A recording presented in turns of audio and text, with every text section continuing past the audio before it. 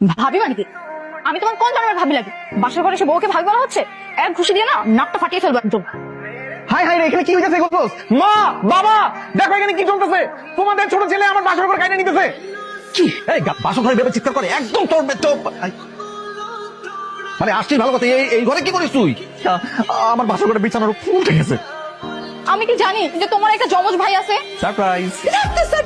আমি পরিষ্কার করে দিচ্ছি। হ্যাঁ, এটা তো আমার জমজ ছেলে, ও চিটাং পড়াশোনা করে। তুই আমার বাসর ঘরে ঢুকছিস, আমাকে জিজ্ঞেস করছিস, আমার সাথে দেখা করছিস, আর তারপর তোর ক্যারেক্টারের সমস্যা আমরা সবাই ভালো করে জানি। তুই আমার বাসর ঘর থেকে বেরো, যা বেরো। আমার সব কিছু শেষ হয়ে গেল, আমি কি করলাম? এই না থামো, সব কিছু কি শেষ হয়ে গেল? তুমি আছো, এটাই তো সমস্যা। তোমার আর তোমার ভাইয়ের চেহারা এক। আমি যদি তুমি ভেবে ওটা কিস করে ফেল। কি সব কথা বলছিস তুমি? এই নাও, তোমাকে আমি বেড়ে দিচ্ছি। কোনটা খাবে, মাছ দিব নাকি মাংস? যেটা পছন্দ। তুমি ওকে সব বেড়ে দিচ্ছ, আমাকে বেড়ে দিবা না? আমি তোমার ভাবি, আমাকে আপনি করে বলবে, আমাকে তুমি করে বলবে, শুধু তোমার ভাই। ও ইমরান, আমি রায়ান, আমি তোমার আমার না আসলে ভুল হয়ে গেছে। আমি ভুলে ফেলছি কোনটা স্বামী কোনটা দেবো। সাবধানে থাকো। টাটা, সাবধানে যেও। তুমি অফিস গেলে না? নতুন বউটাকে রেখে অফিসে যেতে ইচ্ছা করতেছে না। ভাবলাম আরেকটা দিন অফিস কামাই করি, তোমাকে নিয়ে ঘুরে বেড়াই। ভালো করেছো। আমার মনটা ভীষণ খারাপ লাগতেছিল তুমি চলে যাওয়ার পর থেকে। এখন থেকে রোজ অফিসে যাওয়ার আগে বা পরে আমাকে এরকম ঘুরতে নিয়ে বের হবা, কেমন? অবশ্যই। আমার যে কি শান্তি লাগতেছে। কেন? কেন আবার? নতুন বউ নিয়ে রিক্সায় চড়ে ঘুরতে বেরিয়েছি, ভালো লাগবে না? আমার অনেক ভালো লাগতেছে। কি ভাই, আমাদের দুজনকে একসাথে অনেক সুন্দর মানাইছে না? থামো তো, এবার বললো না, আমার লজ্জা লাগতেছে। এখনো হয় নাই, আরো বাকি আছে। আমার একটা বন্ধুকে কল দিয়ে দাঁড়াও। এই আদনান, এই দেখ কত সুন্দরী মেয়ে নিয়ে ঘুরে বেড়াইতেছি। তুই না বলছিলি আমি কখনো কোনো সুন্দরী মেয়ে পাবো না? বাপের জন্য এত সুন্দরী মেয়ে দেখছিস কখনো? কি করতেছে এগুলা? রিয়াকে তাহলে ভুলেই গেলি? সব কথাবার্তা বলো, শুনে আর আমি এই রিয়াটাকে কি সব বলে না বলেন, চিনি না। এবার থামেন তো। তুমি না বলছিলে যে তোমার জীবনে আমার আগে কোনো মেয়ে আসে নাই? আল্লাহ তো তোমার আগে কোনো মেয়ে আসে নাই, তুমি প্রথম। তাহলে রিয়াটা কোথেকে আসলো? আরে বুঝো না, জেলাসি। বন্ধু বান্ধবকে যে দাওয়াত দিই নাই, ওই জেলাসি ঠেলাইছে উল্টাপাল্টা কথা বলতো, তুমি প্রথম। সত্যি বলতেছো তো? হ্যাঁ একদম। তুই আমার বসে রিক্সা কি করো? সুন্দরী মেয়ে নিয়ে একটু ঘুরতে বের। মানে তুমি ইমরান? জি ভাবি, আপনার দেবর। বাসায় চল তুই। মা বাবার কাছে বলে তোর যদি মার না খাওয়াইছে না, তারপর দেখিস। তোমার ছোট ছেলে আমার মতো করে অফিসিয়াল ড্রেস পরে আমার বউকে এসে বলতেছে অনেক অফিস করতে ভালো লাগে না।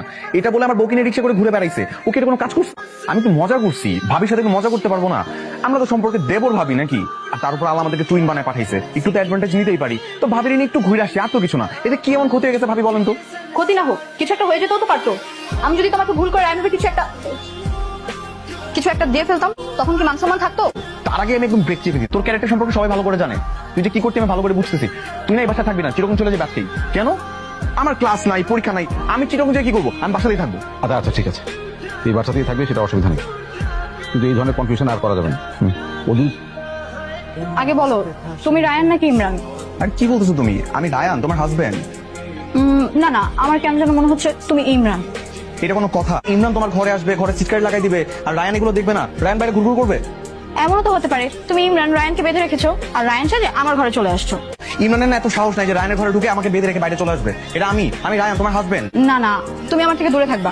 আমি তোমাকে বিশ্বাস করি না। আরে বাবা, আমি কসম খেয়ে বলতেছি আমি রায়ান। যারা খারাপ মানুষ তারাই কসম কেটে মিথ্যা কথা বলে।